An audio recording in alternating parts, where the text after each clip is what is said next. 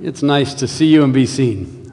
My name is Brian. If we haven't met, if you're a guest today, thank you for coming. We really are thankful that you're here and hope that, yes, you do feel comfortable, that you do feel cared for, and we do hope that you'd want to come back.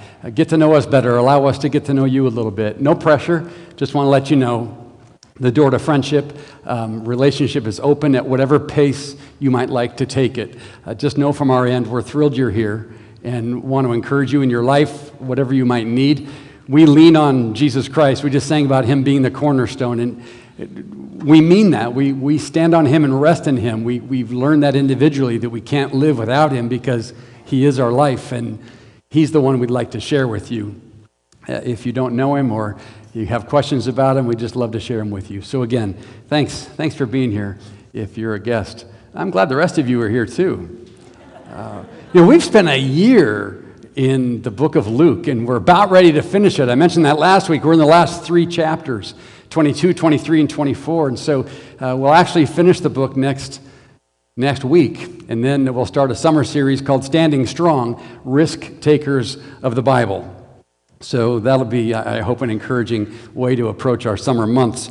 But we're coming to the end of the Gospel of Luke. If you were here last week, it's not a quiz, but do you remember sort of the main point? I said, Jesus isn't teaching in parables anymore. What we get from Luke is just a chronology, just a narrative. What is it that took place in the final days of his life? Actually, the last few days of that last week called Passover week, AD 32. Remember what we said? What is it that we learn by the choices Jesus makes in those final couple of days? Anybody recall? Starts with a V. We have great value. I just need to work on my sermons because apparently you didn't remember it. Okay, let's say it again. We have great what? Value. And we see that by the way Jesus acts. Okay? So we will see that continued all the way through this week and next, the value that he places on our lives. But this morning, as we continue through to the end of chapter 22 and into 23 next week, we'll see something else, not only value, but something else that ought to capture our attention. And so we'll go there this morning. The state of Colorado, I am told, is home to these little guys. There we go. And there's another picture of them there. Do you know what those are? Those are called rock badgers. Little critters. They're slightly larger than a prairie dog. They're not that big. Now, leave that one there for a second, okay? This is what we learn about rock badgers, and I know this is important to you. Right? You got out of bed this morning and said, I'm praying that Brian talks about rock badgers because it's boggled my mind what it is they do, who they are, what they're all about. So I'm going to tell you. These little guys, they spend don't be jealous, 95% of their life is spent sunning on a rock. Now, doesn't that sound great? Yeah. Sunning on a rock. And they do this for 2 reasons. One, they're evidently lazy little boogers. But number 2, due to the color of their coat, they blend in with the rocks. So lying on a rock during their daylight hours, it protects them from predators, right? From vultures, from eagles that could just pluck them right out of the prairie. So they stay on the rock where they can be in relative security because it's camouflaged. When they do see a predator coming their way, they do it Manny, Mo, Jack, Heckle, Jekyll, and Hyde, E6. That's what they do. They got this predetermined place. They know where to go, even if they are spotted, and they'll go hide themselves. Aren't they cute? I had other pictures I was going to show you. They're not so cute. Here they are. They've got fangs. I guess that's why they call them badgers. They're mean little boogers. But one thing about a rock badger, and I've already said it, but they know where their security lies. They know it. Hence the 95% of their life on a rock where they can't be seen. They understand their vulnerability. If they run off into the prairie, it doesn't matter how courageous they are, there'll be some predator's lunch. They're gone. Understanding one's vulnerability. There's wisdom in that. There's certainly survival in that. So we could learn a little bit about life from a rock badger. We learn from Jesus we have great value. We won't read about rock badgers in our passage today, but we will read about Peter and the other disciples, and what we will see from them is they could have taken a lesson, one of the pages of rock badger life, and that is know your vulnerability. You've got to know where your vulnerabilities lie. Otherwise, you are someone's lunch. So, the central idea for us this morning is this. In the final chapters of Luke's gospel, we see revealed our value to God and our vulnerability to Satan. They both exist, and both are true. You have great value, and you have on your own, without taking the proper measures in a given day, to what? Remain on the rock, you are vulnerable. And not just to your own devices, there's actually a spiritual war going on. There always has been. You may not see it, but you experience it. Whether you identify it as so or not, it's what it is. And it's led by the prince of the power of the air, Satan himself. And he's looking for people to be vulnerable, especially God's kids. So, where were we? Last week, practically the entire passage we looked at, they were in the upper room in Jerusalem. It's Passover, AD 32. And they're in the upper room of a wealthy friend's home. We knew he's wealthy because he's got an upper room. 2-story house, he had to have money. Someone that Jesus knew. Wasn't one of the original 12 disciples, but in fact it was a friend of his who lived in Jerusalem, and every time he went to Jerusalem, he would visit his friend, and his friend would give him a space. If he wasn't staying in Bethany with Mary, Martha, and Lazarus, he'd stay with his friend in Jerusalem. One inside the walls of the city, the other, Bethany, being up on top of Mount of Olives, not too far away. But he goes to spend with his disciples, with his 12, his last Passover, and he expresses in that time their value to him. In the middle of all of that, though, he drops a bomb. Remember, and he says, somebody at this table has already betrayed me. And so then everybody's being defensive, right? It wasn't me, it wasn't me. And that devolves into what? These speeches about how great each one is. What happened? They didn't know their vulnerability. Through pride, they began to defend themselves. And then not just defend themselves, but promote themselves. It wasn't me. How could it not be me? I'll tell you why it's not me. Because if I could stack them, I could stack my faithfulness to Jesus up over the last 3 years against any of yours. And I'll stand tall against anything you've done. And here are my examples. Boom, boom, boom. And then the others are giving examples. Even in that, Jesus says, you know what? You guys have all been faithful to me, and I've got a place for you in my kingdom. He expresses their value. But what are they expressing? Their vulnerability. And so we're going to see both our value and our vulnerability as we continue in the text. They're going to move out of. Judas has already left the upper room. Not too long thereafter, Jesus and the remaining 11 leave the upper room. And in verse 39 it says this, then accompanied by his disciples, Jesus left the upstairs room and went out as usual to the Mount of Olives. So we're going to take a look at the different things that symbolize or represent the events of the rest of this day and the first part of the next morning. First is the garden. Verse 39, I just read it. What did they do? They left the upstairs room within the confines of the city and went out as usual to the Mount of Olives. Jesus, we understand, as I mentioned before, he would spend time at Mary and Martha's house. But during Passover week, particularly this one, he spent the daytime preaching who he was in the temple. And then as sun sets, he would go to the Garden of Gethsemane. And here's just a quick look at just the locations, because I love locations, right? So you see the wall of Jerusalem, the far left-hand corner of it. Up on the right, obviously you can see that it slopes down. This is the Kidron Valley. There's a Kidron stream or brook that they would cross. Then they go up the other side. You see the next slide is just a different picture of the same wall, but you can see it slopes down. Then this is the opposite side. The next photo would be the Mount of Olives. We should have one more photo. There we go, the Mount of Olives. Somewhere in that lower third of that Mount of Olives is the Garden of Gethsemane. You can see the trees there right above the rock wall. Somewhere in there is the Garden of Gethsemane.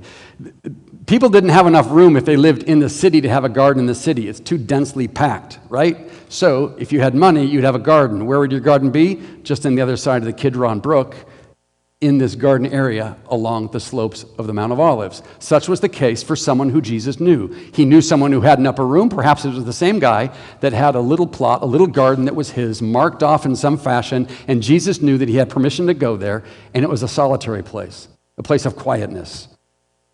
And so he goes to that particular garden. Matter of fact, every single night during Passover, he would spend the night there. It sounds like he pitched a tent and slept there. That's the inference. He would go to the garden. It was an important place to Jesus.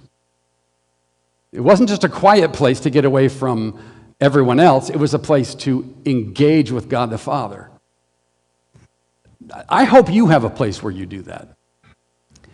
Where I've lived in different parts of my life, I've just had the habit of finding a place that I know in my relationship with God, I've sort of called that my little sacred place. Nobody else knows that it's sacred to me, but I know it is. In college, it was just the low-lying cliffs between Santa Monica and Malibu. I just put my legs over the edge of a cliff and PCH behind me, all this noise, but I just pray to God, and that was my designated spot.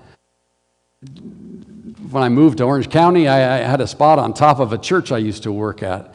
A big, huge, 40-foot, 50-foot building. I get up in the roof and just pace around the top of that roof. I could see all over South Orange County from that roof. Different places. Another church, it was the fourth story of a 4-story parking structure. And I'd walk and talk with God. Here, it's the neighborhood behind us. And it's just my sacred place where I engage with God. It's where He chooses to engage with me as well if I listen closely enough, and I try to. Sometimes He encourages me. Sometimes He challenges me, convicts me, corrects me, but I always feel that He's loving me, gives me guidance and perspective. I need a place like that, right?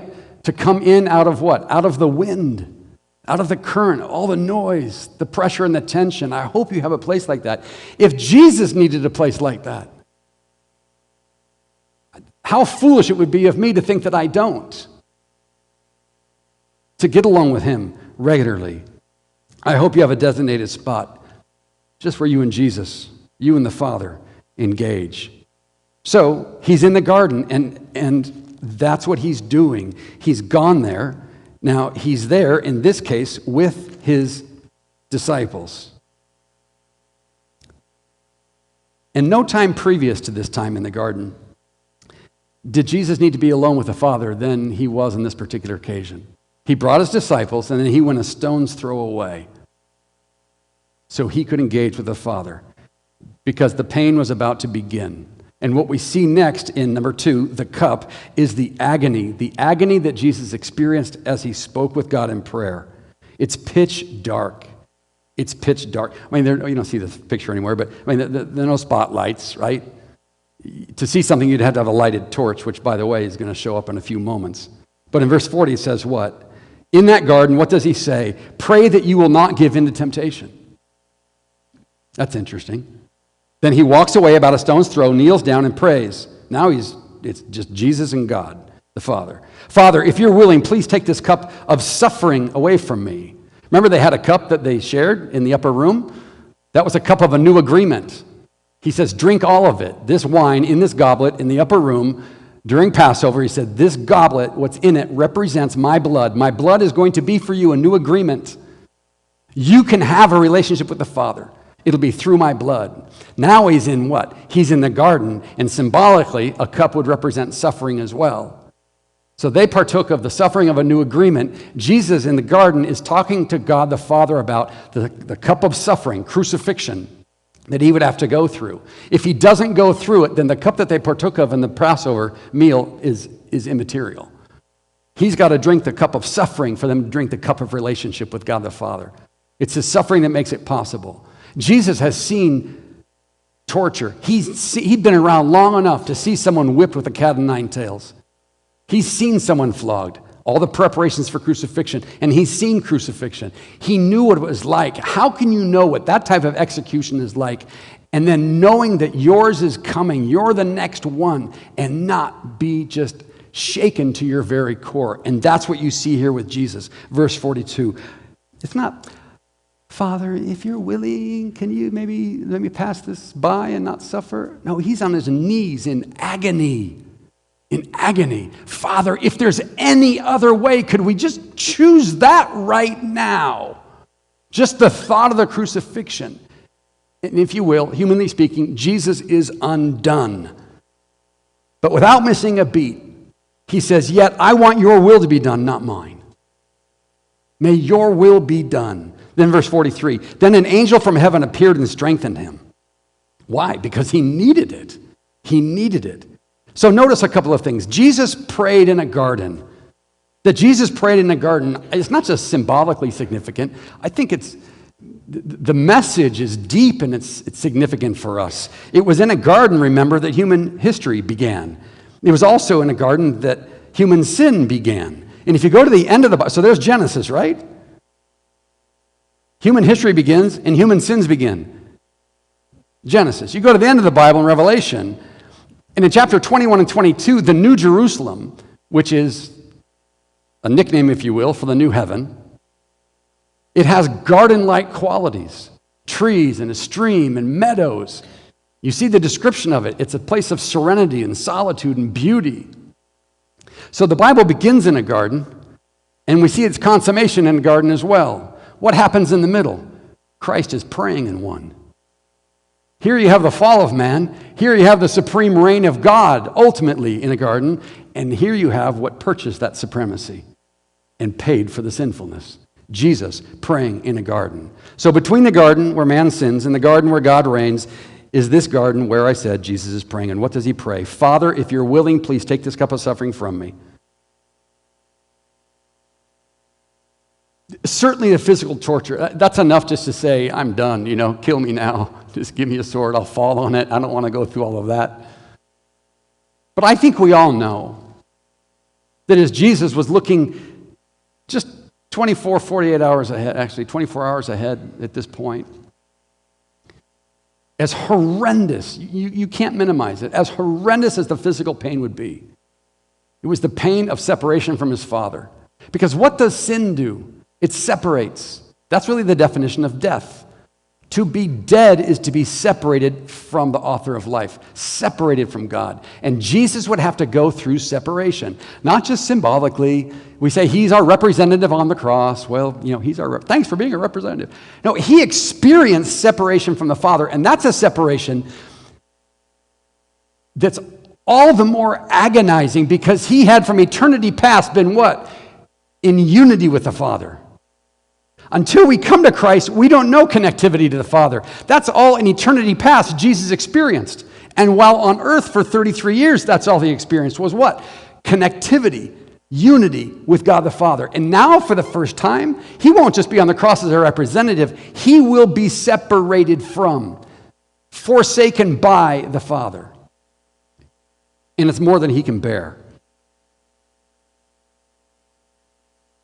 Do you know the feeling you get when you sin and you know it? Of course you know that feeling, right? Oh man, not just I'm a knucklehead, what an idiot, what a dummy, why'd I do that? There's this internal sense of yuck. I wish I could go back and just not have this experience. But when we face our sins, internally we don't feel good. It's not just something between our ears, this acknowledgement that we've blown it. You just don't feel right inside. Maybe it feels heavy, right? Well, that's just your sin. That's just my sin. The New Testament, Paul tells us that Jesus wasn't just a representative. He actually became our sin. All of it. All of ours. At one moment. No wonder the Father had to turn, couldn't even look at him. Forsaken. What would that do to us?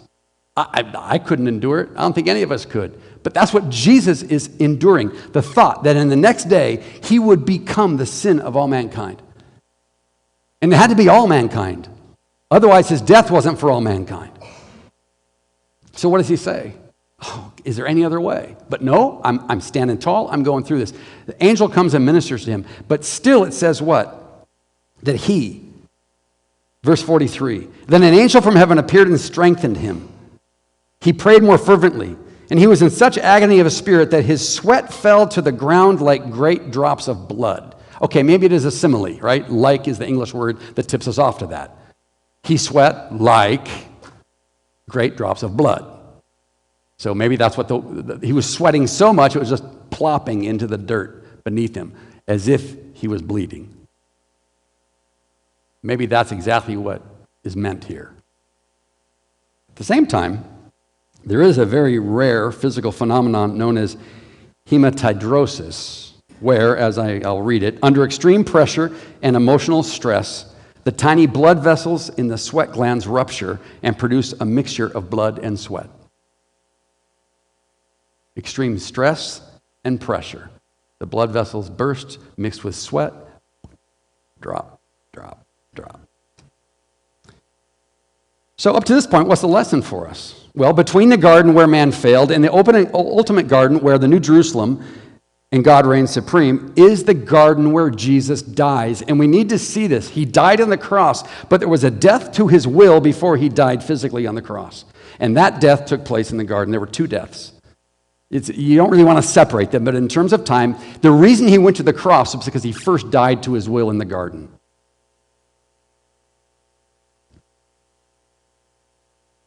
And he proved in both the garden and on the cross that his kingdom is a very different kingdom than the kingdom of this world. It wasn't a kingdom of me first, self-promotion, self-advancing, self-confidence even, in the worst sense of that phrase, but of giving. Again, we see our value right here. He went and he prayed a stone's throw away. And he didn't get up and keep on running and not return to where the disciples were. He stayed in that garden until his heart was in the right place. Not that it was ever in the wrong place ethically, morally, but he was struggling as a human being. And he didn't just get out of Dodge. He got up. And he leaned into all of the coming suffering. Why? What's the message for us? God values us. And that's why he stayed. So at last he stood up again. Rather than running away, he returns to the disciples only to find them asleep, exhausted from grief. We could unpack that, but there was a sorrow or a grief that they were already experiencing. And that can wear you out. There's been a lot going on. Hearing about betrayal, fighting amongst each other, wondering what Jesus really means by being taken to the cross and dying. Is he serious? Is that just a euphemism for something else? What's going on? But they're exhausted. They're feeling grief. We get tired in that context and they fall asleep. Verse 46, why are you sleeping? He asked them. Get up and pray so that you will not give into temptation. Get up and pray so that you will not give into temptation.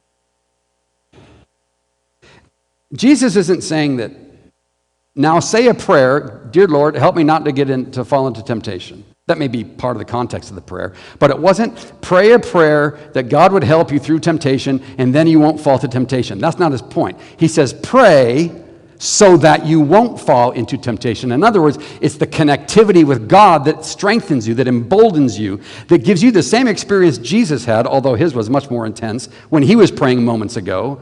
You engage with God the Father. It's in that engagement that you feel bolstered and strengthened and empowered, and it clears your vision. And even though you're exhausted and you're tired and life is hard and you've been tempted in all sorts of ways, you just barrel through it with a sense of determination. Why? Because you've prayed. Prayed what? It doesn't matter what you pray. You've connected with God. You've engaged with him. On a cliff or on top of a building or in a neighborhood or in a closet or in your room or in front of the fireplace or, I don't know, in the kitchen at the kitchen nook. But you've engaged with him. Jesus says pray because that's the solution to falling into temptation. Pray so that you will not give in. If Jesus wrestled with the temptation to avoid the cross, what then of us with the temptations to avoid other things or to engage in things we should not? How much more do we need to pray? So what's the message? We're valuable. But when he says pray, what does it mean? The message is you're vulnerable. We're both at the same time. And one doesn't diminish the other. You will always be of value to God. And you will always be vulnerable this side of heaven. Be aware of both. Listen closely. You and I will live according to our fallen sin nature. We will. Even though we're followers of Jesus, we can live according to the nature that we were born with, according to the spirit of our adversary, the devil, which is according to just the culture and the mores and the values of this world. Self-serving, self-promoting, self-advancing, self-gratifying, and ultimately self-destroying values again, of the kingdom of this world, unless we learn to do what? Connect to the Lord in regular prayer. Jesus is our model. Friends, Satan trembles when he sees the weakest of us pray. He trembles when he sees the weakest among us pray. But he just wrings his hand with delight when he sees us pray, but it's just sort of ritual. You know, you go through the motions, or we don't pray at all. He's, oh, great, I've got him. I've got him. So, they're in the garden. And then Jesus is tempted with this cup of suffering, but he says, I'm going to take it anyway. And it's the praying that strengthens him, just like it emboldens us. Number 3. First, we've got the agony of the anticipation of pain. Now we have the actual experience of torture. And it begins with a kiss. Number 3. As we know, not all kisses are born of affection. Some, like the one given to Jesus by Judas, it was treacherous and full of deceit. Look at verse 47.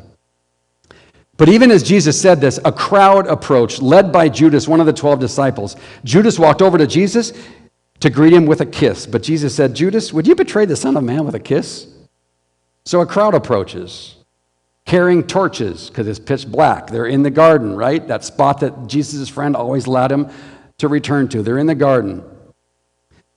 By the word used in John's gospel, of this same scene, Judas, we are told, is led by a cohort, probably 50 to 60 men, a mixture of Jewish guards, and there are no Romans present. Don't mistake this. There are no Romans involved in Jesus' persecution at this point. It's all Jewish. You have representatives of the religious leaders of the Sanhedrin, the high priest. You have one of the priest's servants. And then you've got guys with clubs and swords ready for battle, but those are Jewish temple guards, 50 to 60 of them. And Jesus is thinking, really? Really? He even says it. You could have nabbed me at any point in the temple. I'm there every day in broad daylight. Now, Jesus knows they didn't because the crowd that loves him is there, and it would create a riot. So he's playing with them. He says, why didn't you take me then? You and I both know why you didn't take me then. You're afraid of the mobs or the crowds, because the average Jew loves me. They believe I'm the Messiah. Of course you didn't take me then. But now you think you need 50 to 60 armed men to take me? Really? Jesus stands tall and resolved. In Matthew's gospel, he says that Judas, because Judas approached him, he greeted Jesus by referring to him as rabbi. That's appropriate because that's what Jesus was, his teacher. But every one of the disciples knew he was more than a rabbi. They all knew he was Messiah. Judas kisses him, greets him as rabbi. How does Jesus respond? Sometimes the subtleties are not so subtle. Judas, would you betray the Son of Man with a kiss? He calls him rabbi. Jesus refers himself to the Son of Man, which is, if you understand the Old Testament, we've talked about this before, the Son of Man is a title in Daniel reserved for the Messiah, and it was a common title that Jesus used to identify himself. Rabbi, how are you? Oh, Rabbi, is that all I am? Would you betray the Son of Man? You're here betraying God with a kiss? Judas, really? You see him standing tall here in front of 50 to 60. Well, then we've got the sword. Number 4. When the other disciples saw what was about to happen, same scene in the garden, pitch black, torches blazing, 50 to 60 people. When the other disciples saw what was about to happen, they exclaimed, Lord, should we fight? We brought the swords. And one of them struck the high priest's slave, slashing off his right ear. We brought the swords. We didn't touch on it, but in the passage connected to last week, they were talking to Jesus and were saying, how do we prepare? And Jesus was saying, well, get some swords. And he wasn't really saying that my kingdom is about physical fighting. What he was really referring to, in a very Eastern way of phrasing things, was, yeah, grab a couple swords. His point was, you are going to have confrontation. He wasn't endorsing physical fight, because we'll see that here. And then he says, yeah, 2 swords is enough, which is really a joke. If he was saying arm yourselves, he would have said, man, go to the blacksmith and get as many swords as you can. Get some armory, get some headgear. But he just sort of jokingly says, yeah, 2 swords is enough. Well, now one of those 2 swords Peter uses, and he lops off not one of the Jewish guards, but one of the high priest's slave's ear. I mean, touch your ear. What would it feel like to have that thing lopped off? I'm not talking Mike Tyson, Evander Holyfield, right? Take a chunk out of the top. We're talking, severed it. Now, you'd be thankful, perhaps, that Peter's a bad shot with a sword. He's a fisherman. He knows how to toss nets. He's not very good swinging a sword, because certainly, especially Peter, right? He doesn't do anything halfway. Oh, let me just take off an ear, and that'll teach you not to mess with that. He was going for the guy's neck, and he missed. What's the alternative, really? That's the only thing that makes sense. He wants to kill the guy. He's a lousy shot, lops off the ear. Jesus says, no more of this. Touches the man and fixes his ear. Then Jesus, he's done with Judas. He's done talking to Peter about chopping off people's heads and ears and all the rest. And he says in verse 52, it says, then Jesus spoke to the leading priests. Do you get the scene? There's 60 against 12. Jesus and the remaining 11. And who's doing all the talking? Jesus is. He just leans right into it. He says to the leading priests, the captains of the temple guard, and the elders who had come for him, am I some dangerous revolutionary, he asked, that you come with swords and clubs to arrest me? Why didn't you arrest me in the temple? I was there every day. But this is your moment. Oh, man, this is pregnant with meaning. This is your moment. The time when the power of darkness reigns. Your moment, darkness. It's their moment. It's a dark moment, but it's only a moment. This is just a powerful saying by Jesus. What you're doing is a reflection of darkness. I'm going to let you do it. Let's just call this your moment, but it will not last. And he hands him his hands. Bind him, go ahead. Let's get on with it. Do you see the strength in that? Number 5, the rooster. Verse 54. So they arrested him and led him to the high priest's home, and Peter followed at a distance. We need to give Peter a little bit of a break. It doesn't say they led him to the high priest's home and Peter took off running. It says he followed. Courageous Peter is still courageous Peter. Now they're back inside the city gates, the city walls of Jerusalem, having left the Mount of Olives and the Garden of Gethsemane. They take him to the high priest's home. Actually, it was Annas' home. They still called him the high priest because he had so much power for so long and was at some level so well respected. But it was his son-in-law, Caiaphas, that was the current high priest. Just Annas retained the title because he had been that way so long. So they first go to Annas' house and then to Caiaphas' house, if that detail matters. Verse 55. The guards lit a fire in the middle of the courtyard of the high priest's house, and sat around it. The guards did that. They had the torches and the swords and the clubs, right? And where's Peter? He joined them there. Again, courageous Peter, still courageous Peter. They don't list the other remaining 10 disciples. It just says Peter joined them there. Even in his because you know what happens next. Can you see the courage here?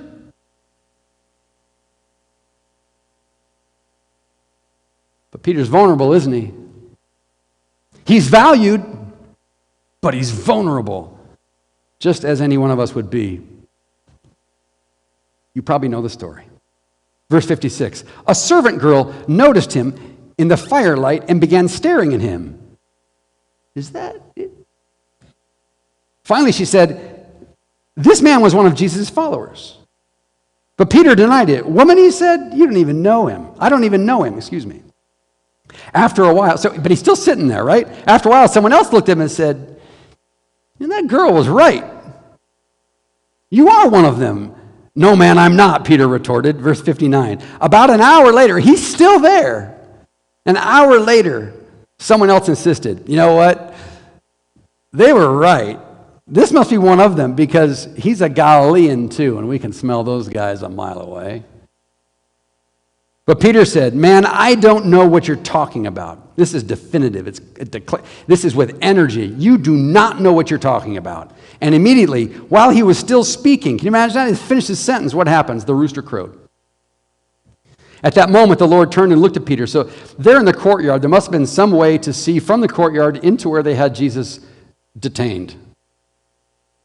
And Peter probably knew right about where Jesus was.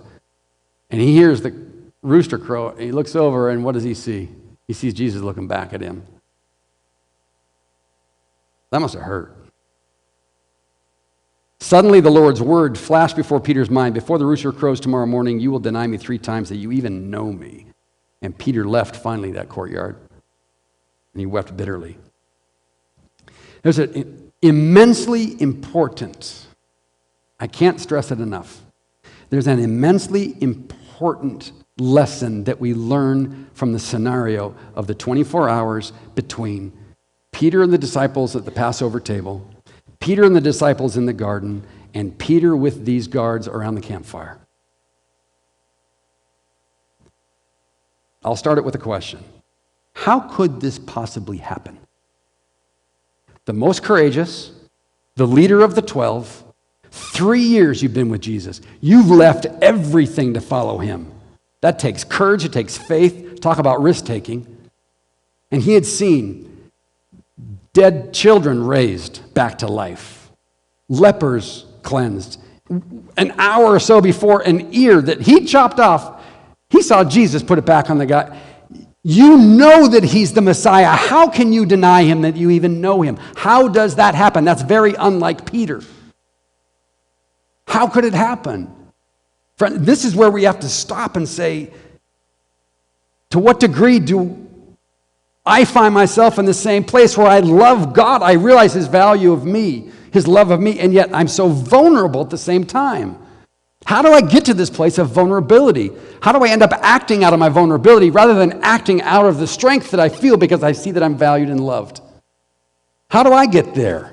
How did Peter go there?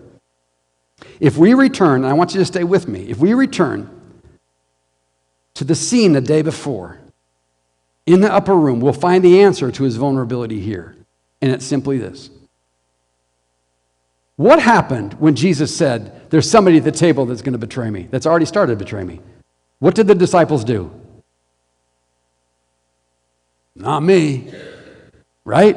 One at a time, it's not me. And at some point, Judas slips out and he's gone. And the remaining 11, what did we say? It went from what? It went from defending oneself to giving evidence for someone's greatness. And each person chimed in. What type of sin is that? Sin of pride. Sin of self-promotion. Therein lies the vulnerability of Peter. Because what we find out in that passage is, while they're still in the upper room, Jesus says something to them. He says, Peter, I need to... First he calms them down. Says, you guys quit arguing about who's the greatest? And oh, by the way, Peter, Satan has asked permission to sift you like wheat. In agricultural society, that means separate. It means tear apart. He wants to tear you apart like wheat. FYI. On what grounds could Satan go to Jesus and ask permission to sift Peter like wheat? On what grounds? We work backwards, right? We see the denial in the courtyard. Before that, we hear Jesus saying to Peter, hey, Satan's come to me. And before he says Satan's come to him, what do we see?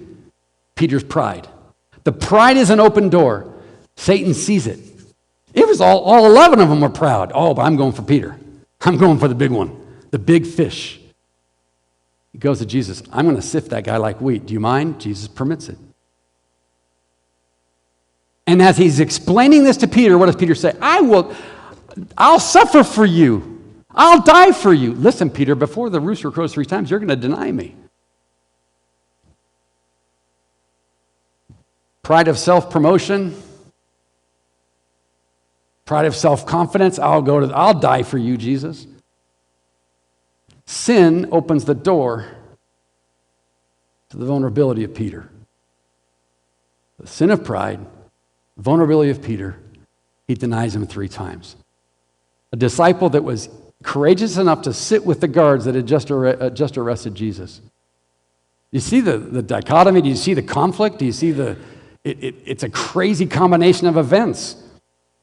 He's valued and loved by the Savior, but he's vulnerable as can be. So he says, you're going to deny me. And in fact, he does. But he is oblivious to his condition, that being Peter.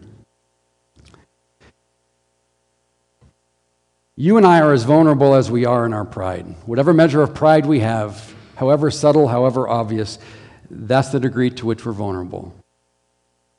And we need to be very, very careful.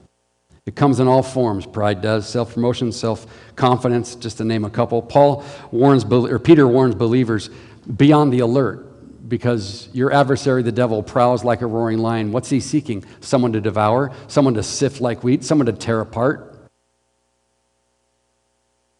Well, how could that happen? I've got you, Jesus. Yeah, you do, but you're also very vulnerable to your own pride and sinfulness. Be careful.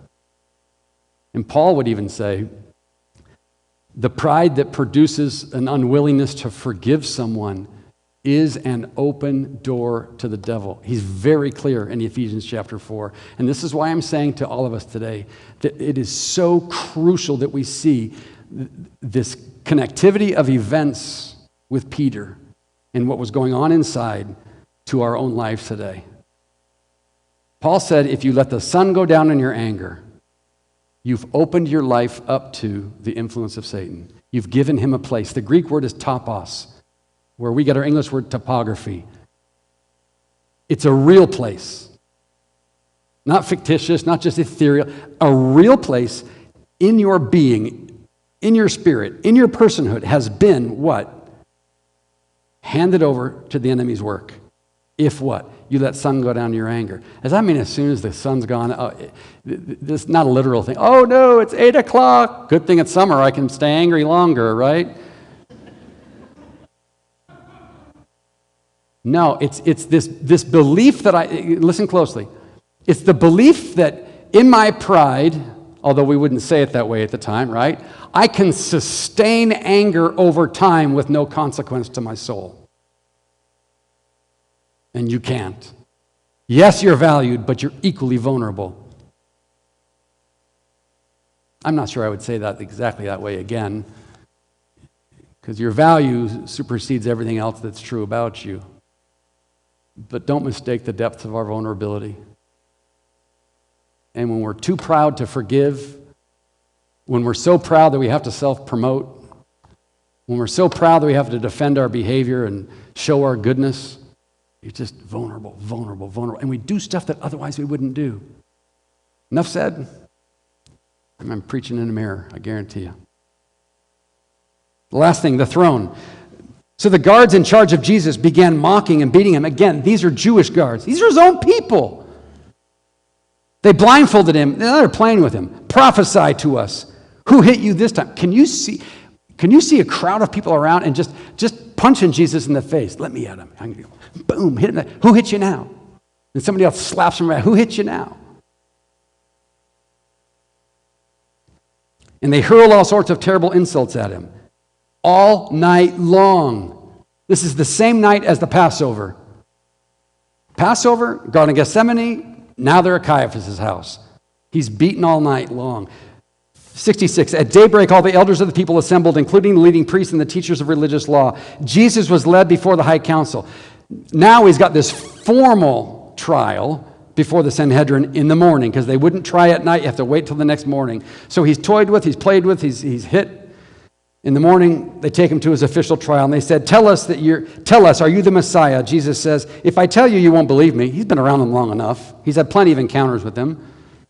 And if I ask you a question, you won't even answer me. But from now on, the Son of Man will be seated in the place of power at God's right hand. Okay, before we close, you've got to dial into this too. Remember in verse 53, when he says to the mob when they show up in the Gethsemane, this is your moment. This is your moment when the power of darkness will reign. Moment, it's limited. And it's the power of darkness. And it's controlling and guiding you, religious leaders of the Jews. It's limited, that power, that reign. Now Jesus is before the Sanhedrin. He's going to talk about a different reign. What does he say? From now on, the Son of Man, I am he, I'm God, will be seated in the place of power at God's right hand. It's not in this moment, it's from now on. From now on. The Son of Man will reign in power. You can have your moment, but the Son of Man's going to reign. I love the way Jesus plays this out. Verse 7, they all shouted, "So are you claiming to be the Son of God?" And he replied, "You say that I am." Another version says, "You are right in saying that I am." And that is more the point. Well, we don't need any other witnesses, they said. Verse 71, "We ourselves have heard him say it." Now they transition and they're going to the Romans. And we'll see that next Sunday. Listen closely. Out of love for you, Jesus does not even flinch. He walks tall. He walks determined right into the hornet's nest, right to his own torture and death. He values you that much. At the same time, what do we see? As Jesus stood strong, Peter, the rock, crumbled. He crumbled. Sin having opened the door to the schemes of Satan, and Peter's vulnerability is placed on full display. There's a lesson for us. One thing about the rock badger, it knows where its security lies. If it decides to go off into the prairie, venturing away from the rock, it's vulnerable and it knows it. Wander away from the rock and it becomes someone's lunch. We do well to take a lesson not only from Peter, but that little rock badger. You remain on the rock through prayer. You wander off it through pride, and you become vulnerable. Why don't you bow your heads? Just a question for you as you take a moment.